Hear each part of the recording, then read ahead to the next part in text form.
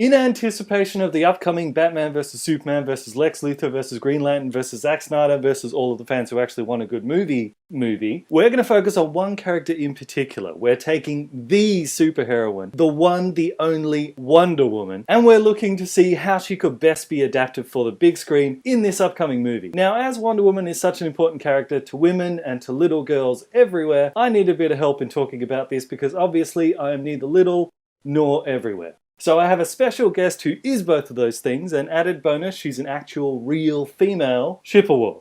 Huh? What do you mean by that? That's good stuff. So, Shipperwar, we've put our heads together and we've thrashed out a list of how to make Wonder Woman awesome. Do you want to kick it off? Absolutely. Hollywood, I hope you're listening.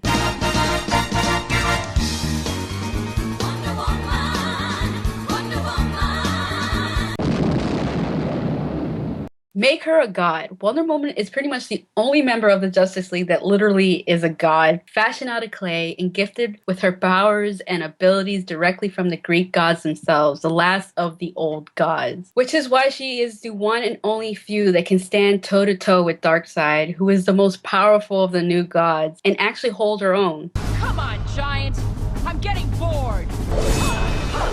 While some may refer to Superman as a god, when really he's super-powered alien, she actually is. And she's damn proud of it. She's proud of her heritage. She's proud of who she is. They need to make her a god in the movie and not apologize for it. She comes from a place where myth is a reality. She was a sparring partner of Ares, the god of war. She grew up punching the god of war into the ground. You're no match for an Amazon.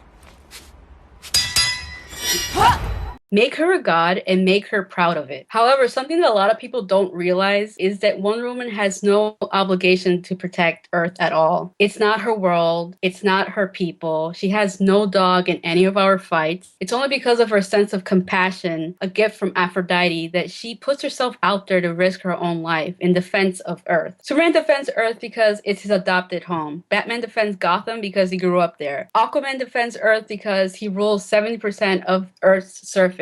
And even then, he doesn't always help out. It depends on whether or not the conflict will affect his realm. Flash, Green Lantern, Cyborg, Supergirl, and even Martian Manhunter, all of them are either from Earth or Earth is their adopted home. Wonder Woman is the only one that defends a world that she has absolutely no stock in. In fact, many Amazonians actively oppose her stance on aiding Earth because they consider it to be the world of men. Although I think 51% of the Earth population would disagree with that. The only reason that she does it is because of her sense of compassion. So while we see Wonder Woman as a strong warrior demigod, let's not lose track of her compassionate side. It's a very extremely important part of her character, and getting the balance right between those two sides of her personality is not easy, which is why we really need to make sure that Gal Gadot is up to the task.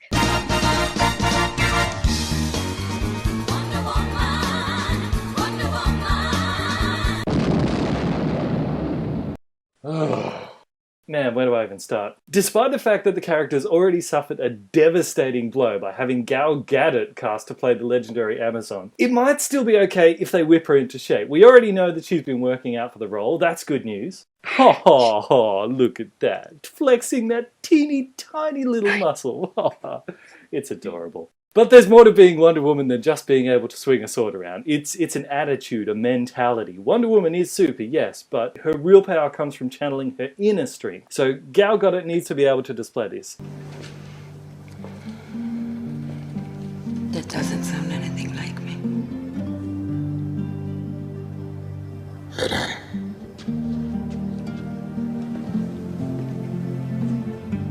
Unfortunately, what we have is a runway model that somehow has fell into acting, and I just don't see that in her. So that's what we need to work on. The physical stuff, sure, but with all the CGI involved in superpower battles, that's not such a big deal. It's everything else that we need to work on more. Send Gal Gadot to boot camp. Throw her into like a simulated firefight, really, where she has to understand the need to take charge in a crisis. After all, Wonder Woman is supposed to be the leader of her people. Also, get her like a vocal coach. Teach her to like speak up and project her voice with authority. Every movie that she's been in, she does this weird kind of whispering thing, usually accompanied with her licking her lips every 5 seconds. No, speak up, speak with authority. You're going to be the queen of the Amazons one day. Stand tall, speak up, and channel the warrior within. In fact, let's just get her an acting coach as well, because no doubt, as a result of her being a runway model for so many years, she's perfected the art of standing there like a mannequin. But an actor needs to actually show emotion. Emote, damn you, emote! That's what we need to do. We need a team of experts, acting coaches, personal trainers, speech therapists, military personnel, training her, teaching her, working on her day in, day out, week in, week out, month after month ceaselessly for the next 2 years, so by the end of it, maybe we will have someone worthy to be called Wonder Woman. That's what we need to do. Or we could just cast someone better. Your call, Warner Brothers.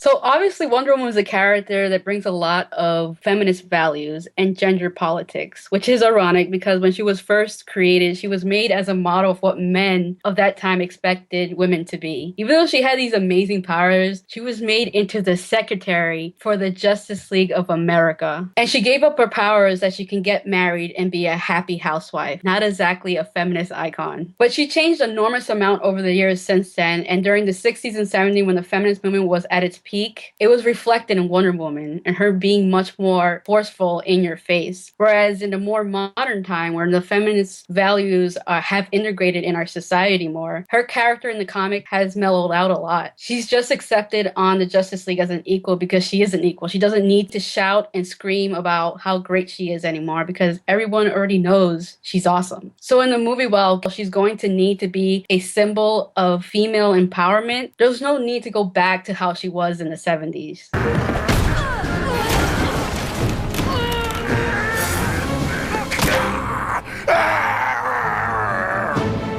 We don't need that scene where a bunch of sleazy guys start harassing her and she throws them through a wall. It's been done thousands of times before in movies. It's a really fake and shallow way of looking at female empowerment. Like, I would prefer a scene where some young teenage boys are being dirty and sleazy to her, and she doesn't want to beat up and humiliate teenage boys, so she just ignores them. And then later during the big villain battle, she could save the lives of those young boys. And afterward, we see those boys saying, "We love Wonder Woman, she's awesome." So through her actions, she changed their attitude and their way of thinking of women. I think that approach would be much more meaningful statement of feminism rather than just, "You better respect me or I'm going to punch you in the face."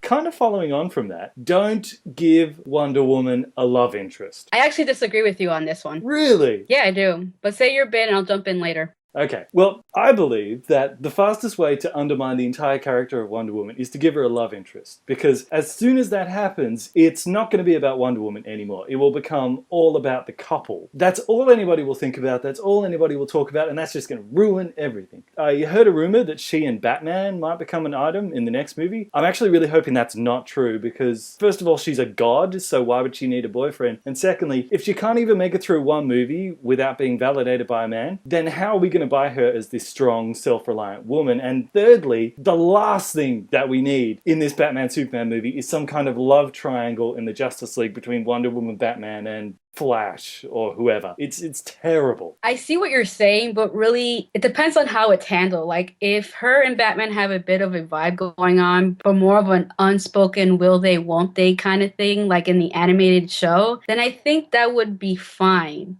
You've got my number. I think so. But she's probably going to be the only girl in the Justice League, so I'm sure at least at one point, the guys will fall for her. Yeah, that's probably true. And it's still part of her being a woman, so I don't think it takes away from her character as long as she doesn't become subservient to the man. Yeah, but even if she doesn't become subservient to the man, people are still just going to focus on the romance rather than her. I mean, no matter how they try to do it, it would just take away from her presence in the film. Not necessarily, because if they'd done it in the comics and it worked, so I don't agree it can't work in the movie. Well, I don't agree that it can work in the movie. Well, I guess we'll just have to agree to disagree. Well, I don't agree to that. Neither do I. So thanks for watching, and I want to give a special thank out to you, Shipperwar, for joining me on this Making Wonder Woman Awesome video. Be sure to click here to visit her channel. Check out some of her reviews. Shipperwar is quite different from my crazy, psychotic, ranting videos. Her reviews are much more civilized, she's much more measured, and is probably a much more accurate gauge of how good or bad a movie is, as opposed to my constant shifting opinions on things. So visit Shipperwar's channels and drop a subscription. Until next time, I'll see you later. Bye, everyone. Thank you for listening to us rant. Neither do I. Say it angry. Say, well, neither do I. Like that. Okay. Neither do I. I can't do angry. I'm sorry. I'm not an angry person. Okay. This makes me seem like a bully. You're just like, yeah, okay. And I'm like, ah! Okay. I'm trying to get angry. Hold up. Neither do I. Oh, crap. Somebody's calling me right now. I lost my train of thought. Okay.